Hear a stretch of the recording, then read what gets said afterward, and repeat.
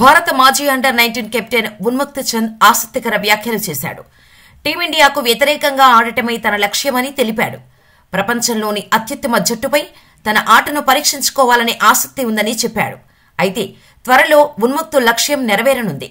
ప్రస్తుతం United states of America తరపున ఆడుతున్న ఉన్ముక్త్ చంద్ టీ20 ప్రపంచ కప్ 2024లో టీమిండియాపై ఆడనున్నాడు. జాతీయ జట్టులో చోటు దక్కకపోవడంతో సెప్టెంబర్ 2021లో భారత క్రికెట్ నుంచి ఉన్ముక్త్ రిటైర్ అయిన విషయం తెలిసిందే.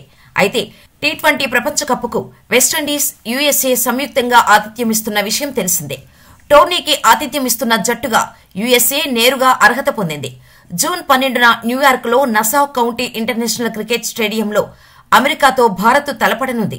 ఈ మ్యాచ్లో ఉన్ముక్త్ చంద్ అమెరికా తరపున బరిలోకి దిగనున్నాడు.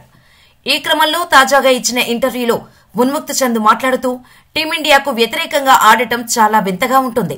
నేను భారత్ క్రికెట్ నుంచి రిటైర్ అయినప్పటి నుండి నా లక్ష్యం ఒకటే, భారత జట్టుకు వ్యతిరేకంగా ఆడాలనుకుంటున్నాను. అయితే ఇలా చెప్పడంలో ఎలాంటి దురుద్దేశం లేదు.